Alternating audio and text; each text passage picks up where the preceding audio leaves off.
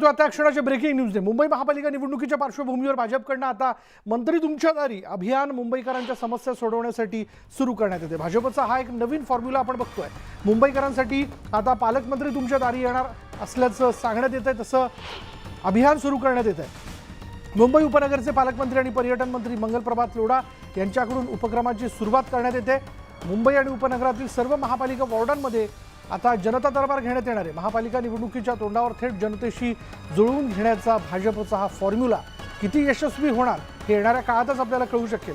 पण आता मंत्री तुमच्या दारी हे विशेष अभियान जे आहे ते महापालिका निवडणुकीच्या तोंडावरती सुरू करण्यात आलं आहे आणि ते प्रत्येक महापालिका वॉर्डात जनता दरबार भरवण्यात येईल। त्या माध्यमातून वॉर्डातल्या समस्या, जनतेच्या समस्या, लोकांचं म्हणणं या सगळ्या गोष्टींवरती त्वरित उपाययोजना करण्याच्या बाबतीत देखील दखल घेतली जाऊ शकते। याबद्दल बोलूयात आमचे प्रतिनिधी तुषार रूपनवर आपल्याबरोबर आहे। तुषार, आत्ता हे जे टायमिंग आहे म्हणजे मंत्री तुमच्या दारी हे अभियान सुरू करण्याचं, हे नेमकं काय सूचित करतंय? विठ्ठल, आपण जर पाहिलं असेल तर जशी जशी मुंबई महानगरपालिका निवडणूक जवळ येऊन राहिलेली आहे, वेगवेगळ्या प्रकारचे अभियान राजकीय पक्षांकडून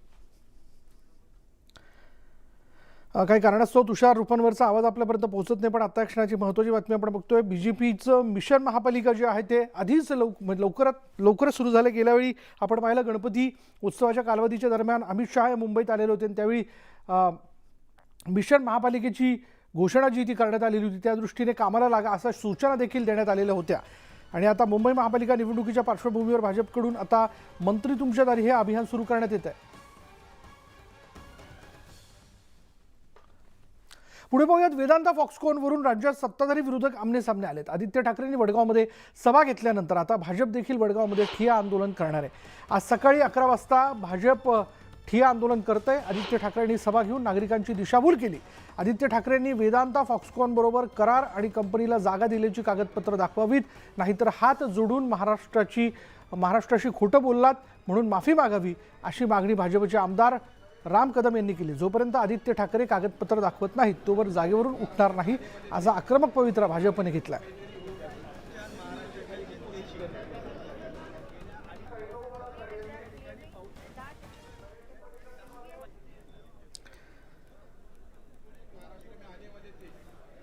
याचबद्दल आपण बोलणार आहोत। आमचे प्रतिनिधी वैभव सोनवणे आता क्षणाला आपल्याबरोबर। वैभव, काय अपडेट? 2 दिवसापूर्वी आदित्य ठाकरे यांनी वेदांता फॉक्सकॉनवरून मावळामध्ये जिथं हा प्रकल्प येणार होता ते तळेगाव MIDCच्या आसपास जनआक्रोश आंदोलन घेतलेलं होतं आणि हा प्रकल्प जो आहे तो या सरकारमुळे, फडणवीस शिंदे सरकारमुळे गेला असा अत्यंत घणाघाती आरोप केलेला होता। या सगळ्याच्या विरोधामध्ये आज भाजपनं पुन्हा तिथंच आंदोलन घेतलं आणि हा प्रकल्प नेमका कुणामुळे गेला, जर या सरकारमुळे गेलेला असेल तर आधीच्या सरकारनं केलेल्या कराराच्या कॉपी द्या, अशा स्वरूपाचा प्रश्न जो आहे तो त्यांना विचारण्यात आला। आपल्यासोबत माजी मंत्री बाळा बेगडे, त्यांना विचारूया तुमचं आंदोलन जे आहे ते नेमकं काय असणार आहे आणि आदित्य ठाकरेंना उत्तर कसं देणार? 2 दिवसापूर्वी आदित्य ठाकरे मावळमध्ये आले आणि मावळ आणि महाराष्ट्राच्या जनतेची दिशाभूल करण्याचं काम केलं। त्याच्या निषेधार्थ आज आम्ही या ठिकाणी मावळमध्ये ठिय्या आंदोलन आयोजित केलेलं आहे। खरं तर मावळचं आणि महाराष्ट्राचं दुर्दैव आहे, 1.5 वर्षाच्या कार्यकाळात वेदांता फॉक्सकॉन कंपनी अनेक वेळा मावळ तालुक्यात आली, त्यांच्या अधिकाऱ्यांनी त्या ठिकाणी पाहणी केली, परंतु मावळच्या शेतकऱ्यांच्या जमिनीचा मोबदलाच दिला गेला नव्हता।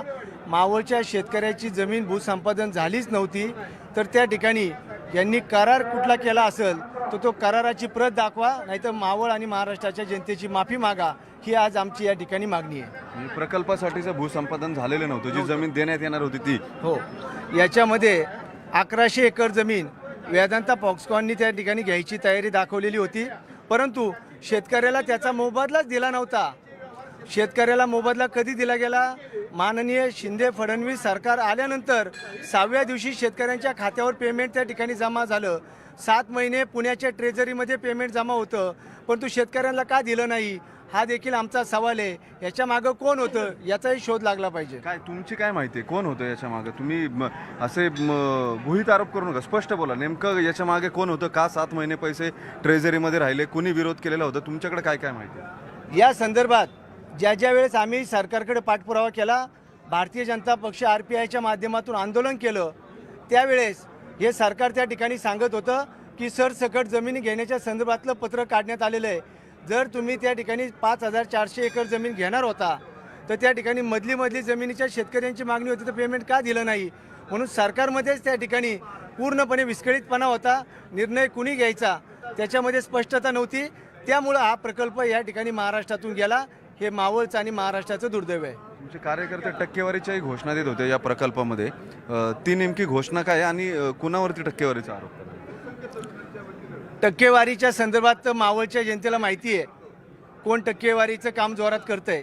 परंतु मला या ठिकाणी सांगायचं आहे की शेतकऱ्याच्या पैशावर देखील डोळा ठेवून या ठिकाणी ज्या पद्धतीने प्रयत्न केले गेले हे मावळचं दुर्दैव आहे.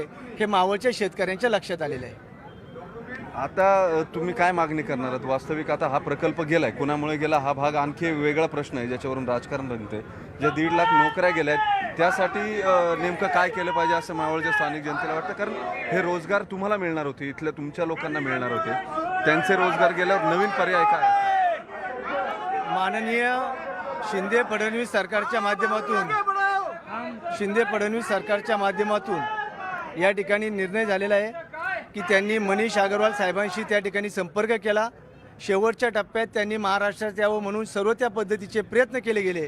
परंतु त्यावेळेस त्यांची वेळ त्या ठिकाणी पूर्ण प्रक्रिया पुढे गेली होती. परंतु तामिळनाडू असेल, तेलंगणा असेल, कर्नाटक असेल, गुजरात असेल या राज्यामध्ये देखील संबंधित कंपनी त्या ठिकाणी प्रयत्न करत होती.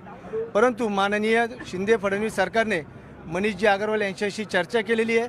जे सेमीकंडक्टर आणि डिस्प्लेचं देशातली सर्वात मोठी 2.25 लाख कोटी रुपयाची गुंतवणूक करून प्रकल्प जरी गुजरातमध्ये होत असला तरी येणाऱ्या काळात त्याच्या संदर्भातले अनेक वेगवेगळे उत्पादनं घेण्यासाठी ते महाराष्ट्राला पसंती देणार आहेत. अशा पद्धतीचं त्या ठिकाणी माननीय फडणवीस साहेब आणि अग्रवाल साहेब यांच्यामध्ये बोलणं झालेलं आहे. ठीक आहे, चला. मग बाळा बेगडे यांचं जे म्हणणं आहे ते आपण ऐकलं. त्यांच्या म्हणण्यानुसार पुढचे प्रकल्प जे आहेत वेदांता फॉक्सकॉनचे ते मावळामध्ये येतील असं यापूर्वीच आश्वासन दिलं. मात्र यापूर्वीच्या सरकारनं टक्केवारीसाठी शेतकऱ्यांचे पैसे दिले नाहीत. जमीन संपादन जे व्हायचं होतं ते अडवून ठेवलं 7 महिने आणि नवं सरकार आल्यावरती हे पैसे दिले गेले.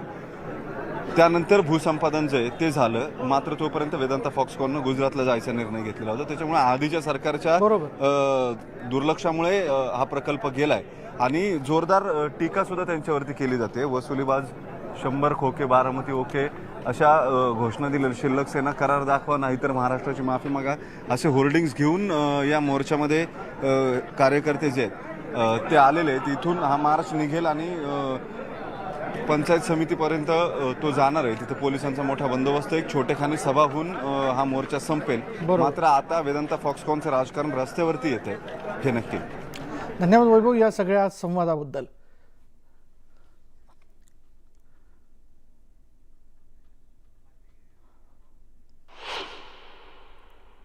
आपण पाहतोय की वेदांता प्रकल्पावरून राज्य सरकार आणि विरोधकांमध्ये जोरदार जुंपली आहे.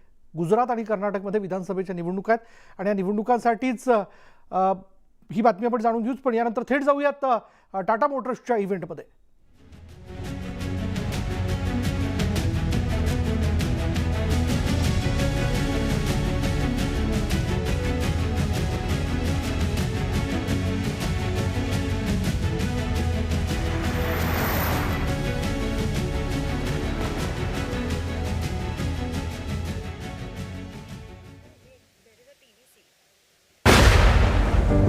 बादल, बिजली, बरसात हो या धुंधली काली रात हो, हर मुश्किल दरअसल एक मौका है जब जज्बा जीत का साथ हो। सड़कें चाहे जैसी हों, मंजिल चाहे दूर से ही, खुद पे मुझे भरोसा है, मानूंगा मैं हार नहीं। हर बूंद पसीना कहता है, देख कहां तक आए हम, मुश्किल को पीछे छोड़ा और मुस्कानों तक आए हम।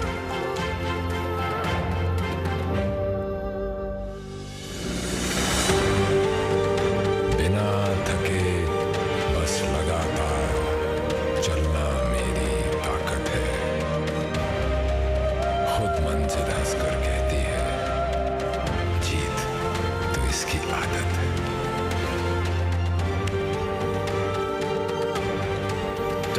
Mahindra V50, सब कुछ उठाए, हर दिन जिताए. There it is, ladies and gentlemen, the new Intra V50.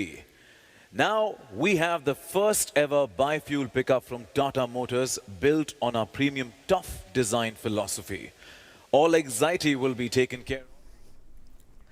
आणि यानंतर पुन्हा एकदा आपण जाणून घेणार आहोत इतरही बातम्या. वेदांता प्रकल्पावरून राज्य सरकार आणि विरोधकांमध्ये जुंपली आहे. गुजरात आणि कर्नाटकमध्ये विधानसभेच्या निवडणुका आहेत आणि या निवडणुकांसाठीच महाराष्ट्रातील प्रकल्प पळवले जात असल्याचा आरोप राष्ट्रवादी काँग्रेसचे आमदार रोहित पवार यांनी केला. त्यावर बावनकुळेंनी कंपनीसोबतच्या कराराची कागदपत्र देण्याचं आव्हान दिलंय. तसंच रोहित पवारांच्या आरोपाला रावसाहेब दानवेंनी प्रत्युत्तर दिलंय.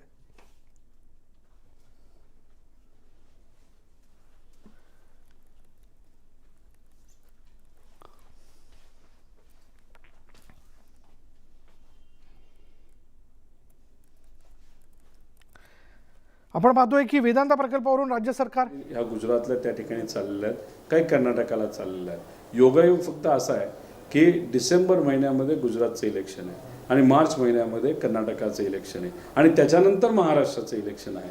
मग ह्या सगळ्या गोष्टी लोकांच्या हितासाठी चालल्यात का राजकारणासाठी? पण राजकारण पण महाराष्ट्राच्या हिताचं राजकारण आहे का दुसऱ्या राज्याच्या हिताचं, हे या सगळ्या गोष्टी समजून घ्यायला हवेत.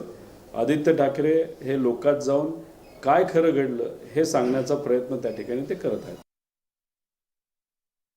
वेदांता प्रकल्प जर महाविकास आघाडी सरकारने आणला होता तर कोणत्या दिवशी त्यांनी एमओयू साईन केला, त्याचा एमओयूचा कागद आणि कुठल्या गावात त्यांनी जागा दिली होती वेदांताला, त्या जागेचा कुठला हेक्टर किती जागा आहे तर शासनादेश निघतो. तो आदेश म्हणजे जर वर्ध्यात प्रकल्प यायचा असेल तर शासन आदेश काढावा लागतो. एवढा हेक्टर जमीन, एवढे सर्वे नंबर, हे दोन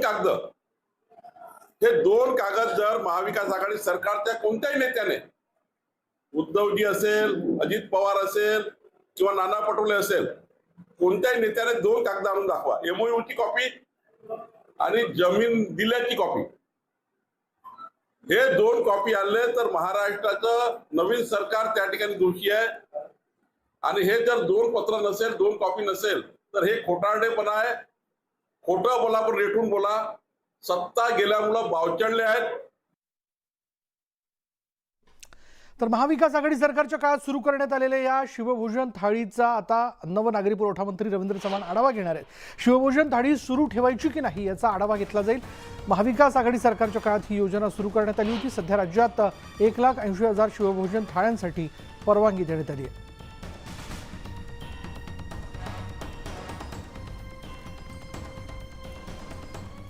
नाना पटोले हे देवेंद्र फडणवीसांच्या नखाची बरोबरी करू शकत नाहीत असा टोला भाजप प्रदेशाध्यक्ष चंद्रशेखर बावनकुळेंनी लगावलाय. उद्धव ठाकरे हे शरद पवारांचे विचार घेऊन सत्तेत बसल्यानंच महाराष्ट्राचं वाटोळं झालं अशी टीकाही बावनकुळेंनी केली आहे. देवेंद्र फडणवीसांच्या नखाची बरोबरी नाना पटोले करू शकत नाही. नाना पटोले यांच्या जिल्ह्यामध्ये, त्यांच्या मतदारसंघामध्ये त्यांनी बघितलं पाहिजे की काय स्थिती आहे. धानाचा बोनस देतो म्हटलं, 2.5 वर्ष धानाचा बोनस दिला नाही. शेतकऱ्याचे वीज कनेक्शन कापले, शेतकऱ्याला वीज दिली नाही आणि त्यांच्या डेव्हलपमेंटच्या विजनची 1% नाना पटोले बरोबरी करू शकत नाही. यानंतर पुन्हा एकदा आपण जाणार आहोत टाटा मोटर्सच्या इव्हेंटमध्ये.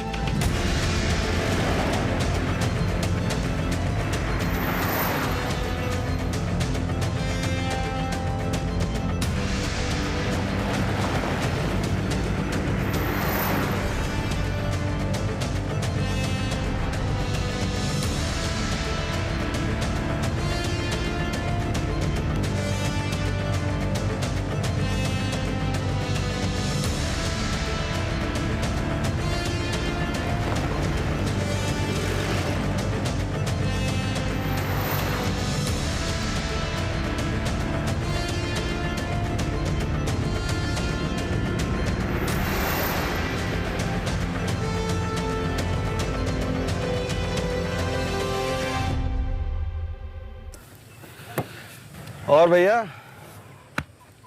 आज किधर? सतारा। सतारा? तो बहुत दूर है और वहां कोई पंप भी नहीं है। वापस कैसे आओगे? अगर दूर जाने की हिम्मत है तो वापस आने की काबिलियत भी है।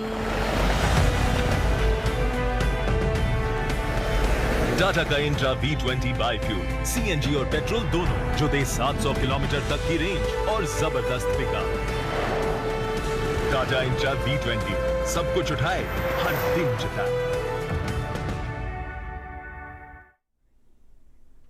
आणि यानंतर जाणून घेऊयात इतरही बातम्या। अनेक जण लवकरच भाजपच्या वाटेवर असल्याचं दिसेल असा गौप्यस्फोट गिरीश महाजन यांनी केला। अशोक चव्हाण भाजपमध्ये येत असल्याच्या चर्चा अनेक दिवसांपासून रंगल्यात आणि त्यामुळेच गिरीश महाजनांना नांदेडचं पालकमंत्री पद देऊन त्यांच्यावर चव्हाणांची जबाबदारी सोपवल्याची चर्चा रंगली होती।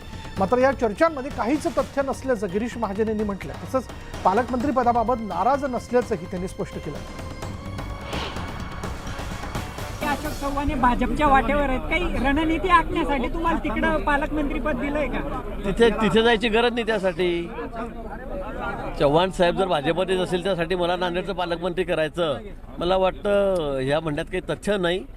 अनेक जण आता वाटेवर आहेत, आपल्या थोड्या दिवसात दिसेल। शिवसेनेनंच आमच्या पाठीत 2019 मध्ये खंजीर खुपसल्यामुळे 2.5 वर्षांचा काळ फुकट गेला असा आरोप कॅबिनेट मंत्री गिरीश महाजन यांनी केलाय। आता नावासाठी चिन्हासाठी भांडत आहेत, परवा मैदानासाठी भांडत होते, आता काही दिवसांनी शिवसेना भवनसाठी मारामाऱ्या होतील असा टोला गिरीश महाजन यांनी उद्धव ठाकरेंना लगावलाय। 2.5 वर्षाचा आमचा काळ हा फुकट गेला। हा फुकट गेला म्हणजे आता गेला नाही, आमच्या पाठीमध्ये खंजीर खुपसून आमच्याशी गद्दारी करून या ठिकाणी आमचा मित्रपक्षाचा शिवसेना उद्धवजींच्या गटाचा हा त्या ठिकाणी फितूर झाला। राष्ट्रवादी काँग्रेसचा पक्ष जाऊन मिळाला, तुम्ही आम्ही शिवसेनेला मदत दिली, युती म्हणून दिली, परंतु त्या ठिकाणी यांनीच आमच्याशी गद्दारी करून तिकडे जाऊन बसले। परंतु आज त्याचं फळ त्यांना मिळालेलं आहे।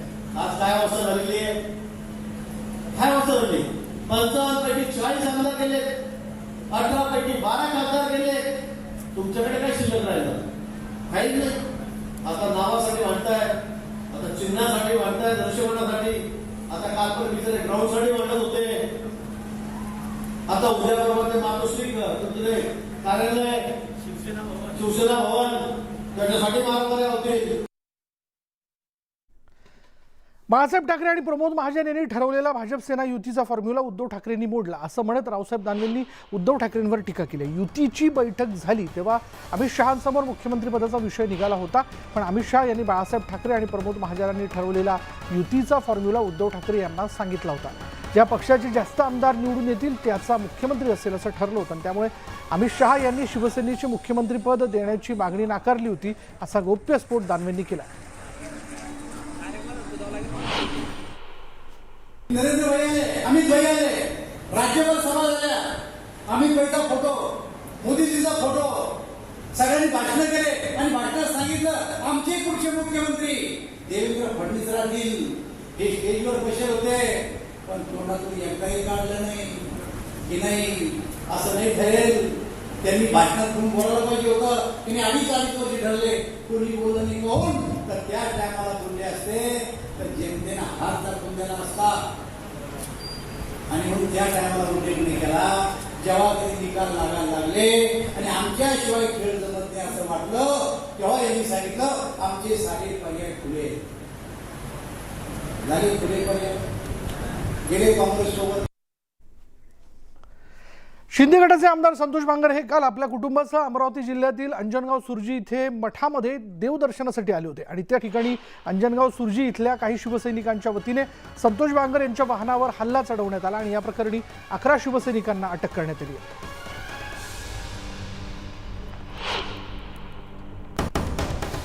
संतोष बांगर यांच्या वाहनावरती काही शिवसैनिकांनी हल्ला केला होता आणि त्या प्रकरणी आता 11 शिवसैनिकांना ताब्यात घेण्यात आलेलं आहे, अटक करण्यात आल्याचं कळतंय।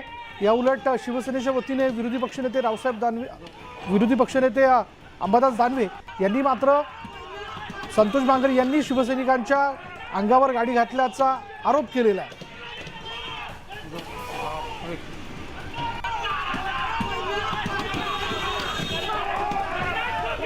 बोलूयात आमचे प्रतिनिधी संजय शेंडे आता क्षणाला आपल्याबरोबर आहे. संजय, काय अपडेट? विशाल, आपल्याला माहित आहे काल जेव्हा शिंदे गटाचे आमदार संतोष बांगर हे अमरावती जिल्ह्यातील अंजनगाव सुर्जी येथे आले होते, त्यावेळी त्यांच्यावर संतप्त शिवसैनिकांनी त्यांच्या गाडीवर हल्ला चढवला होता आणि गाडीवर लाथाबुक्क्या मारल्या होत्या. त्यानंतर शिंदे गटाचे जे अमरावती जिल्हा प्रमुख आहेत ते जे संतप्त झाले होते, त्यांनी पोलीस ठाण्यासमोर जवळपास 1 ते 1.5 तास चक्काजाम आंदोलन केलं आणि त्यांनी या कार्यकर्त्यांना अटक करण्याची मागणी केली होती.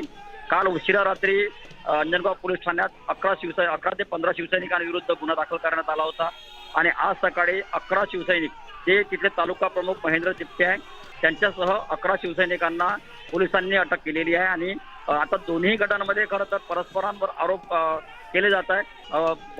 जे शिंदे गटाचे जे जिल्हा प्रमुख आहेत अरबट, यांनी देखील शिवसैनिकांना शिवीगाळ केली, त्यांच्या घरात जाऊन रात्री धमकी दिली असा आरोप जो आहे ते शिवसेनेचे माजी जिल्हा प्रमुख सुधीर सूर्यवंशी यांनी केलेला आहे. आणि एकूणच जर जिल्ह्यात बघितलं तर शिंदे गट आणि उद्धव ठाकरे यांचा गट हे कुठेतरी आता समोरासमोर ठाकलेले आपल्याला दिसत आहे. विशाल, धन्यवाद संजय या सगळ्या माहितीबद्दल. आणि यानंतर इथे वेळ झाली का ब्रेकची. ब्रेक घेऊयात. पहा फक्त न्यूज 18 लोकमत.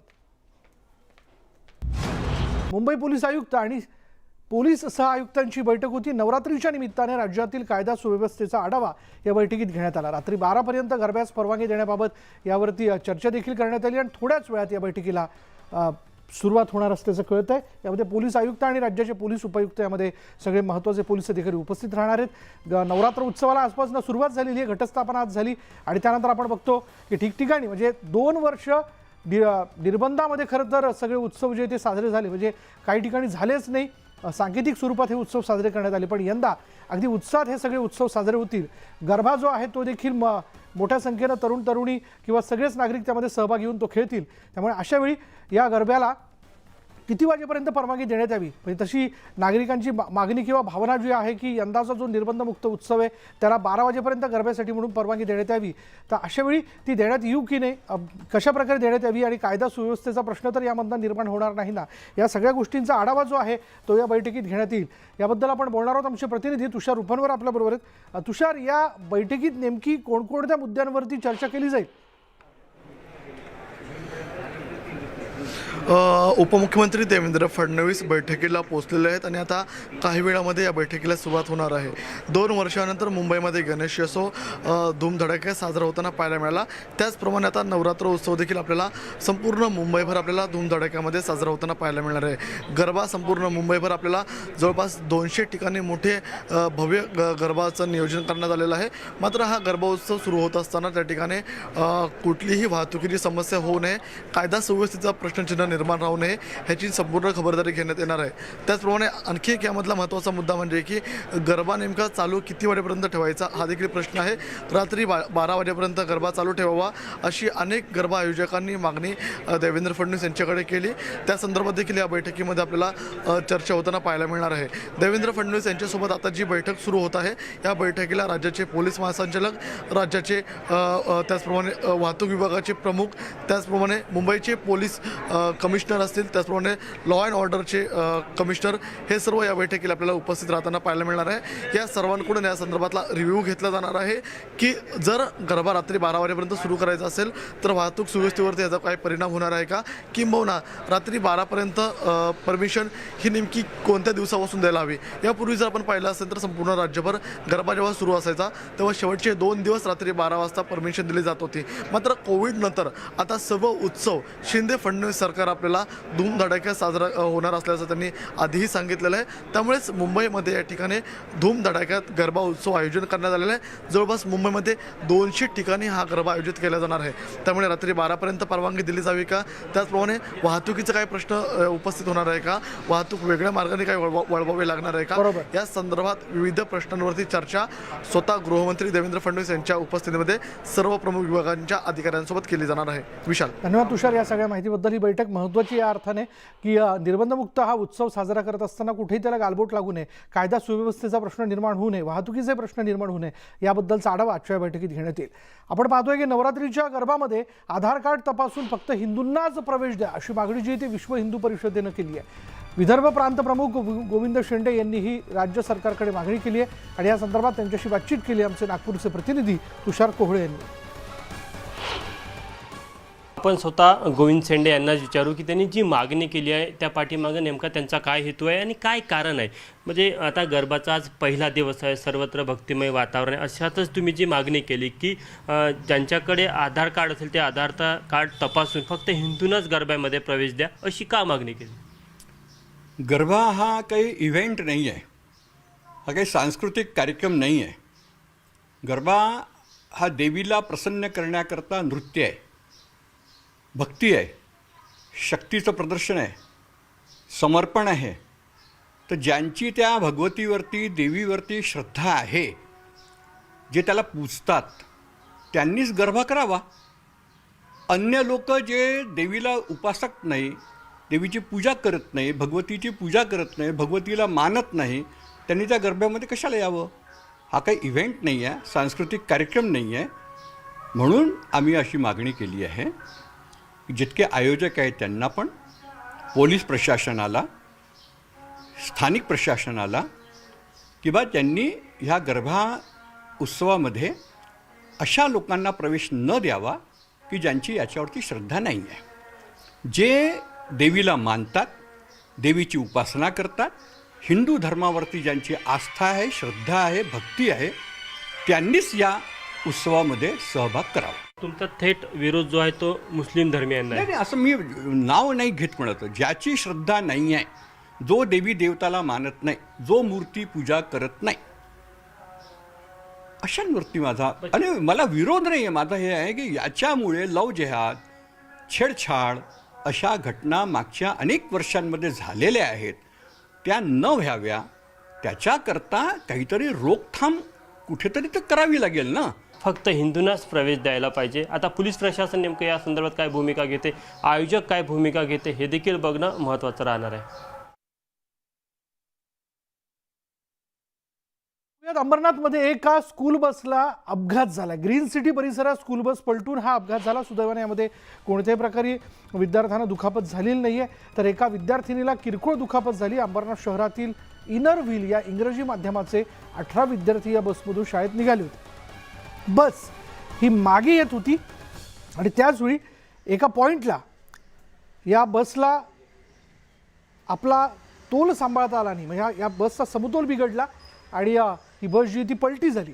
त्वरित स्थानिकांनी तिथे धाव घेतली आणि धाव घेऊन या स्थानिकांनी या बसमध्ये अडकलेल्या विद्यार्थ्यांना बाहेर काढण्याचं काम सुरू केलं. पण ज्या प्रकारे ही बस पाठीमागे येऊन पलटी झाली हे फारच अनपेक्षित होतं. पण बस रिव्हर्सला म्हणजे पाठीमागे वेगाने येत होती आणि ड्रायव्हरला मागच्या काही भागाचा अंदाज आला नसावा असंच एकूण म्हणावं लागेल.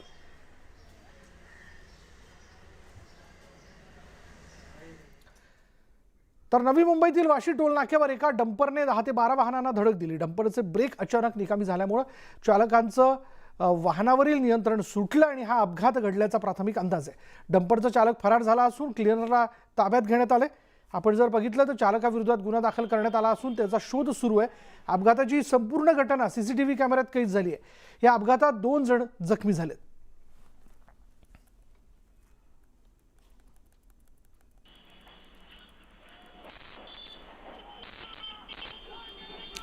आणि हे दृश्य आपण बघतोय CCTV फुटेजमध्ये जर बघितलं तर डंपरच्या चालकाचं डंपरवरचं नियंत्रण कशा प्रकारे सुटलंय बघा. एक एक करत पाठीमागून धडक देत हा डंपर पुढे गेलेला आहे. वेगात होता हा डंपर आणि यामध्ये काही वाहनांचं नुकसान झालंय आणि 2 जण जखमी झाल्याचं कळतंय.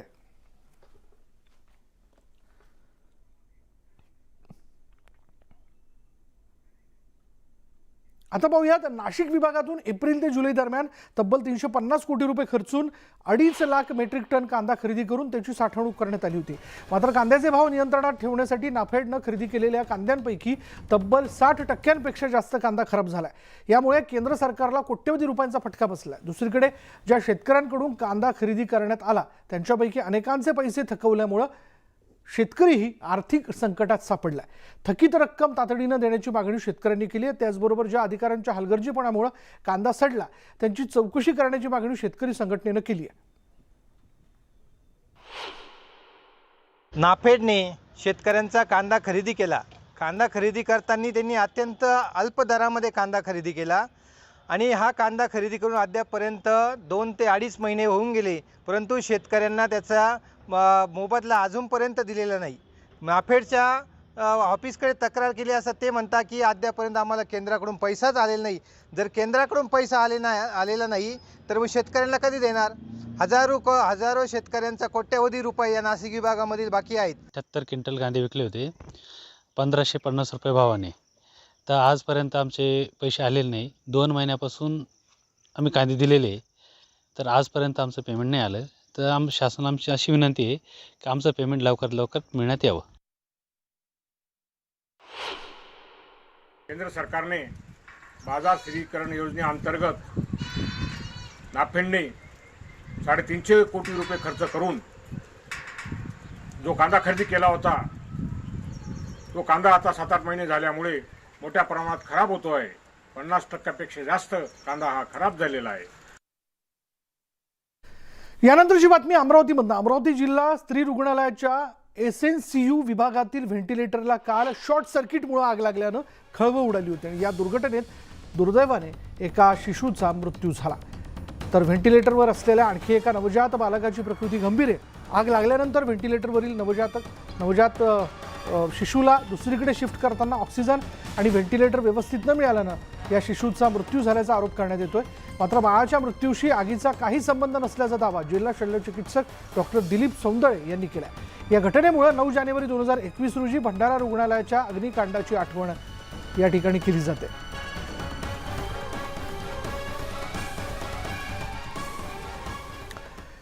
आणि यानंतर इथे वेळ झाली की ब्रेकची. ब्रेक घेऊयात. पहा फक्त न्यूज 18 लोकमत. आता ब्रेक नंतर एक ब्रेकिंग न्यूज अशी आहे की खासदार सुप्रिया सुळे बारामती तालुक्यात गावभेटी दरम्यान गेलेल्या होत्या आणि तिथे एकूण गोंधळ झाला. रस्त्यावरून 2 गटात गोंधळ झाल्याचं कळतंय. एक रस्ता होता ज्यावरनं सुप्रिया सुळेंसमोरच डोरलेवाडी या गावामध्ये गोंधळ झाला. जेजुरी ते नीरा नरसिंगपूर रस्ता जो आहे तो डोरलेवाडीत या गावातनं जातो. गावठाणात रस्ता रुंदीकरण जर जे होतंय सध्याला त्यात ते 10 मीटर व्हावं की 7 मीटर यावरनं गावकऱ्यांमध्ये वादविवाद झाला. सुप्रिया सुळेंनी अजित पवार PWDचे अधिकारी यांच्यासोबत बैठक घेऊन योग्य तो निर्णय घेतला जाईल असं आश्वासन देऊ केलेलं आहे. आता क्षणाची महत्त्वाची बातमी आपण बघतोय. बघा काय घडलंय. खासदार सुप्रिया सुळे बारामती तालुक्यात गावभेटी करता गेलेल्या होत्या आणि त्यावेळी एकूण गोंधळ झाला. त्यावेळी बघा झालं कशावरनं नेमकं. जेजुरी ते नीरा नरसिंगपूर रस्ता डोरलेवाडी गावातून जातो. गावठाणात रस्ता रुंदीकरण 10 मीटर व्हावं की 7 मीटर यावरून गावकऱ्यांमध्ये वाद झालेला आहे. याचबद्दल आपण बोलणार आहोत. आमचे प्रतिनिधी जितेंद्र जाधव आता क्षणाला आपल्याबरोबर आहेत. जितेंद्र, नेमका हा वाद कशावरनं झाला? विशाल, बारामतीहून डोरलेवाडी गावातून एक रस्ता जातो महामार्गाचा. त्यामध्ये गावच्या लोकांनी तो रस्ता अडवलेला आहे. काही लोकांचं म्हणणं आहे की हा रस्ता 7 मीटरचा हवा, तर काही लोकांचं म्हणणं आहे की हा रस्ता 10 मीटरचा हवा. आणि हा रस्ता होत असताना काही जणांचं म्हणणं आहे की गावातल्या ज्या अडीअडचणी आहेत त्या, समजा मोठा पाऊस झाला तर पावसाचं पाणी कुठून जाणार, त्यामुळे हा रस्त्याचा वाद होता. गावामध्ये कुणाचेच एकमत नव्हतं आणि त्यामुळे दोन्ही गट एकत्र आल्याने खासदार सुप्रिया सुळे यांच्या समोरच या गोंधळाला सुरुवात झाली. आणि त्यानंतर खासदार सुप्रिया सुळे यांनी दोघांची मतं जाणून घेतली आणि त्यानंतर अजितदादा या रस्त्याचे ठेकेदार इंजिनियर यांना बसून या रस्त्याबाबत आता तोडगा काढला जाईल असं यावेळी खासदार सुप्रिया सुळे यांनी सांगितलंय. विशाल, धन्यवाद जितेंद्र या सगळ्या माहितीबद्दल. एक रस्ता जो आहे तो जर आपण बघितलं तो जातो तो 10 मीटर व्हावा की 7 मीटर व्हावा या विषयाला घेऊन या बैठकीत गावकऱ्यांमध्ये वादविवाद झाला. जेजुरी ते नीरा नरसिंगपूर हा रस्ता जो आहे तो डोरलेवाडी गावातनं जातो आणि त्यावेळी हा सगळा गोंधळ झाल्याचा आपण बघतोय. पुढे पाहूयात. मुख्यमंत्री एकनाथ शिंदेंनी राज्यातील जनतेला नवरात्र उत्सवाच्या शुभेच्छा देऊ केल्या. आजपासून 5 ऑक्टोबरपर्यंत माता सुरक्षित तर घर सुरक्षित हे विशेष अभियान यशस्वी करण्याचं आवाहन मुख्यमंत्र्यांनी केलंय. नमस्कार. आजपासून सुरू होणाऱ्या शारदीय नवरात्रोत्सवाच्या मी सगळ्यांना खूप खूप मनापासून शुभेच्छा देतो. यावर्षी गणेशोत्सवाप्रमाणेच नवरात्रोत्सव देखील निर्बंधमुक्त वातावरणामध्ये आपण साजरा करीत आहोत आणि त्यासोबतच सार्वजनिक आरोग्य विभाग माता सुरक्षित तर घर सुरक्षित हे अभियान 26 सप्टेंबर ते 5 ऑक्टोबर दरम्यान राज्यातील सर्व माता भगिनींच्या आरोग्यासाठी आपण राबवित आहोत. ही राज्याचा मुख्यमंत्री म्हणून माझ्यासाठी अत्यंत अभिमानाची व मातृत्वाच्या सन्मानाची बाब आहे. सुदृढ समाजासाठी महिलांचं आरोग्य हा आपल्या सर्वांसाठीच अत्यंत महत्त्वाचा विषय आहे. कुटुंबाची काळजी घेणारी माता कामकाजाच्या व्यापामुळे आपल्या आरोग्याकडे लक्ष देऊ शकत नाही. ती निरोगी राहावी, जागरूक व्हावी आणि समाजातही तिच्या आरोग्याबाबत संवेदनशीलता निर्माण व्हावी यासाठी आपलं शासन आदरयुक्त भावनेतून हा उपक्रम राबवत आहे. सर्व माता भगिनींनी या महोत्सवानिमित्त आपली आरोग्य तपासणी जरूर करून घ्यावी असे आवाहन मी सर्वांना करीत आहे. मातृत्वाचा सन्मान हाच आपला अभिमान. धन्यवाद. जय हिंद, जय महाराष्ट्र. पुढे छत्रपती संभाजीराजे आणि संयोगिताराजे यांच्या हस्ते राजघराण्याच्या देवघरात घटस्थापना करण्यात आली आणि यावेळी अंबाबाईची विधिवत पूजा करण्यात आलेली आहे. आपण त्याची दृश्य आपण बघू शकतो. आज त्यांच्या खास राजघराण्याच्या अंबा या देवघरात घटस्थापना करण्यात आली. जे परंपरागत देव आहेत त्याचबरोबर त्यांची पूजा करण्याबरोबरच मातेची विशेष पूजा जी आहे यावेळी करण्यात आली. घटस्थापना पार पडलेली आहे. छत्रपती घराण्याची ही परंपरा अनेक वर्षांची आहे आणि त्याचबरोबर दसऱ्याला सोनं लुटण्याचा म्हणून जो काही सोहळा या घराण्याच्या वतीने पार पडतो तो देखील खास मानला जातो.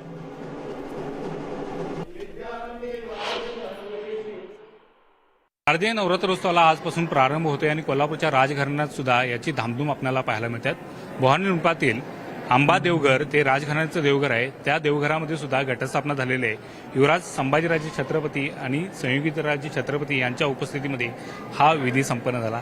राजे, काय सांगाल? आजपासून शारदीय नवरात्रोत्सवाला सुरुवात होते. मोठ्या भक्तिभावानं उत्सव साजरा होते. राजघराण्यात सुद्धा मोठी धामधूम पाहायला मिळते. शारदीय नवरात्रचा आज प्रारंभ झालेला आहे आणि हे नुसतं छत्रपती घराण्याचाच आहे असं नाही आहे, तो पूर्ण महाराष्ट्राचा आणि देशाचा हा सण आहे आणि एक वेगळं चैतन्य स्वरूप निर्माण झालं असते. सगळ्यांना शक्ती प्राप्त करावं, स्वतःसाठी आपल्या कामाच्या दृष्टिकोनातून आपल्या जीवनात काहीतरी आपल्याला शक्ती मिळावी, कार्य करावं, ह्याच्यासाठी हे नवरात्र वेगळ्या वेगळ्या स्वरूपात हा 9 दिवस साजरे केले जातात. आज अंबा देवघरमध्ये असेल किंबहुना अंबाबाई मंदिरात असेल, तुळजाभवानी मंदिर तुळजापूरला असेल, सगळ्या ठिकाणी 9 दिवस वेगळ्या वेगळ्या रूपात पूजा केली जाते.